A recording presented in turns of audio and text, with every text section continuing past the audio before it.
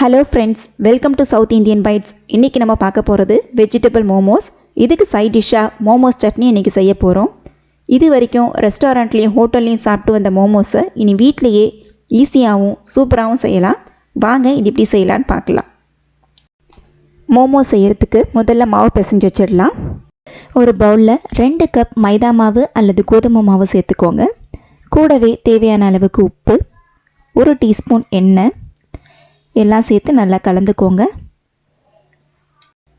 அப்புறமா கொஞ்சம் கொஞ்சமாக தண்ணி சேர்த்து மாவை பூரி மாவுக்கு பிசைகிற போல் கொஞ்சம் ஸ்டிஃபாக பிசைஞ்சுக்கோங்க.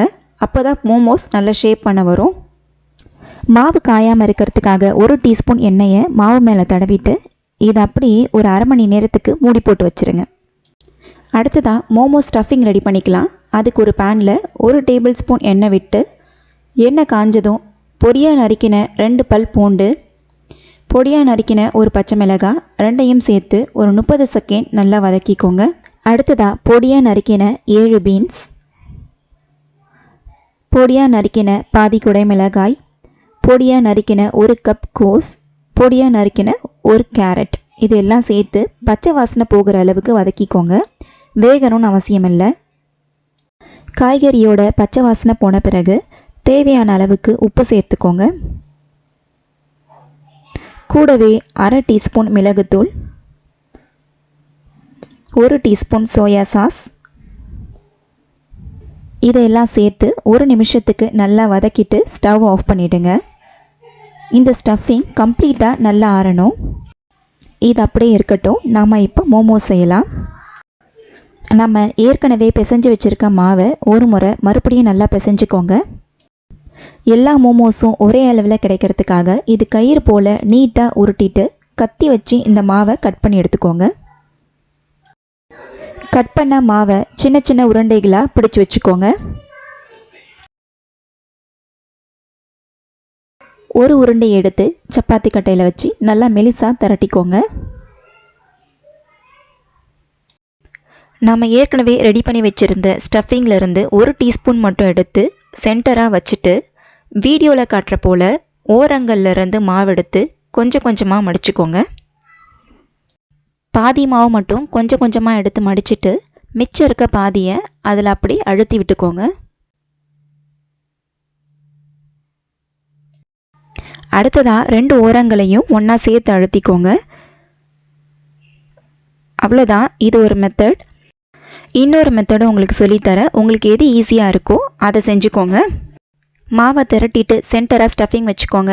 அதை சோமாஸ் மடிக்கிற மாதிரி மடிச்சுக்கோங்க. ஓரங்களை நல்லா அழுத்தி விடுங்க, ஸ்டஃபிங் வெளியே வராத அளவுக்கு.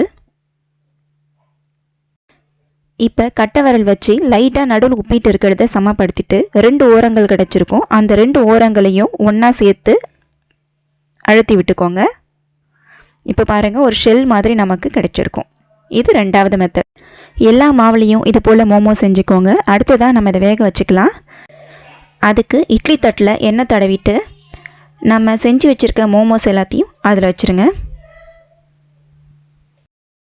அடுத்ததாக இட்லி பானையில் தண்ணி வச்சு தண்ணி நல்லா கொதித்ததும் இந்த இட்லி தட்டெல்லாம் அதில் வச்சு மூடிட்டு 10லேருந்து 15 நிமிஷம் மூடி வச்சு வேக வைங்க. 15 நிமிஷம் கழித்து பார்க்கலாம்.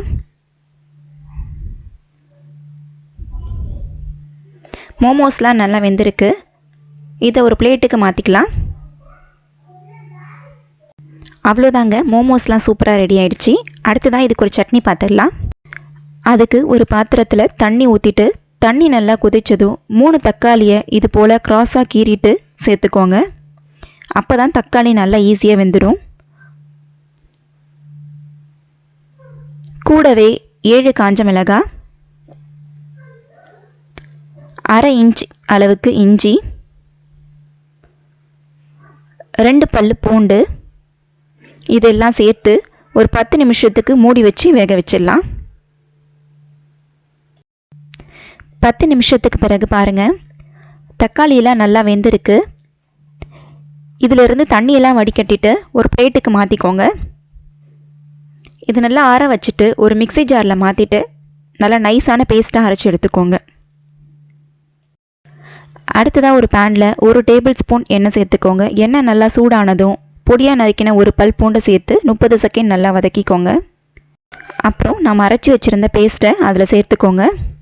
இதை நல்லா கிளறி விட்டுட்டு ஒரு 3-4 நிமிஷத்துக்கு நல்லா கொதிக்கட்டும்.